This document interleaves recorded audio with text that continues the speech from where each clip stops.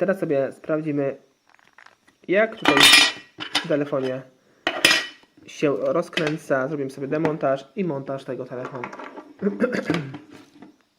Odkręcamy nasze tutaj śrubki. Jak widzimy, jest ich tutaj jedna, druga, trzecia i czwarta śrubka. I odkręcamy sobie je.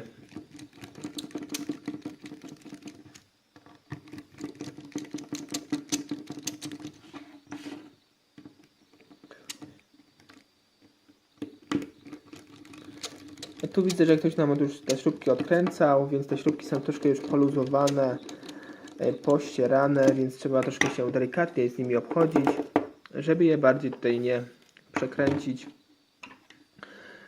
tutaj nie zniszczyć, by później nie było problemu z ponownym tutaj przykręceniem tych śrubek. I teraz przechodzimy do zdejmowania naszej przedniej obudowy za pomocą takiego otwieraka płaskiego bądź innego narzędzia plastikowego. Podwadzamy tutaj od samej góry naszą obudowę.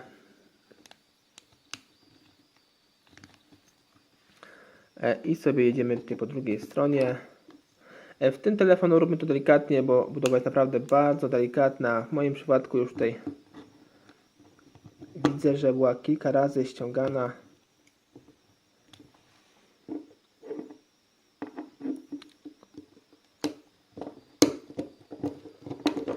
Spróbujmy sobie tutaj od samej góry tak wcisnąć, bo mam tutaj zaczaski, widzimy, tu jest jeden i drugi.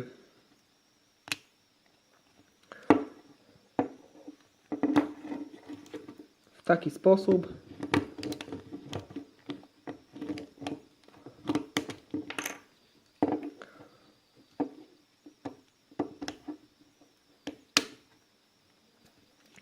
Górę już mamy, tutaj puściły nam zaczaski u samej góry. Zostały nam jeszcze dół i spróbujmy sobie jechać na sam dół.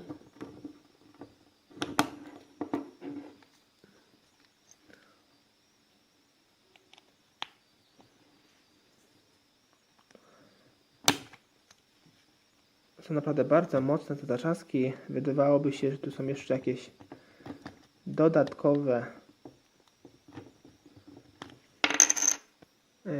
śrubki. No i oczywiście są dodatkowe śrubki na samym dole. Tu macie jeszcze dwie śrubki do odkręcenia. Tutaj w tym przypadku, tutaj w tym miejscu i tutaj druga śrubka. Odkręcamy te śrubki. W moim przypadku są tak zardzewiałe, że nawet, powiem Wam szczerze, że nawet ich nie zauważyłem, że są.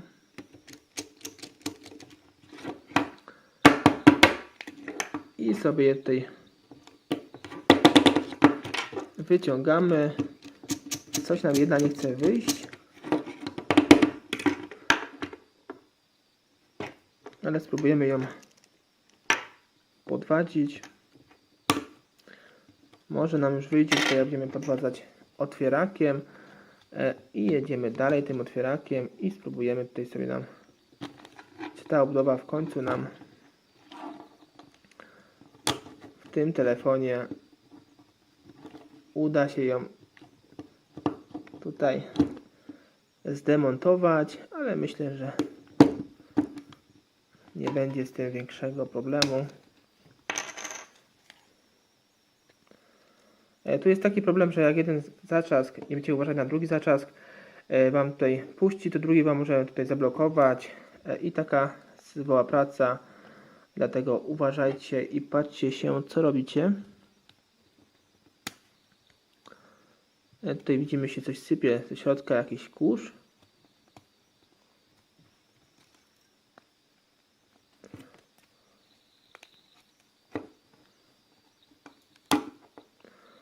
Tutaj musiałem odblokować jeszcze blokady w tym miejscu.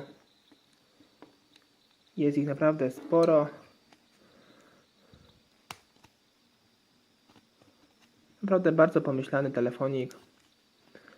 Nie jest tak hop-siup jak w Nokiach i bardzo mnie to cieszy. I tak to wszystko wewnątrz wygląda. Dlatego tak ciężko było bo tutaj właśnie wyświetlacz jest zmocowany wraz tutaj z przednim panelem, dlatego właśnie musi być dobrze chroniony. Jak widzicie, tak to się w tym telefonie prezentuje. I teraz, jeśli chcemy te wszystkie nasze babeczki wyciągnąć, musimy oczywiście podwadzić w takim miejscu, by nic nie uszkodzić w tym telefonie.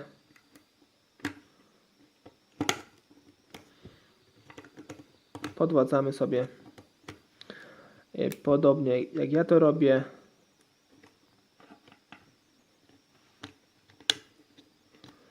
Tu najpierw postarajmy się wyciągnąć naszą ramkę, no chyba że nam uda się już wyciągnąć od razu tutaj całość.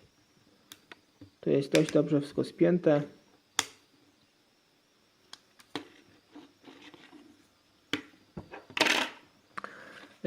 Ale dlatego, że mamy jeszcze jedną śrubkę, ona znajduje się tutaj w tym miejscu.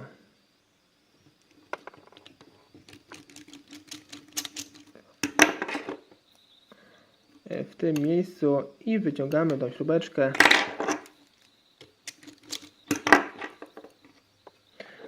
Tak to jest, jak taki telefon się jeszcze ani razu nie rozkręcało, że musimy właśnie takich śrubeczek szukać.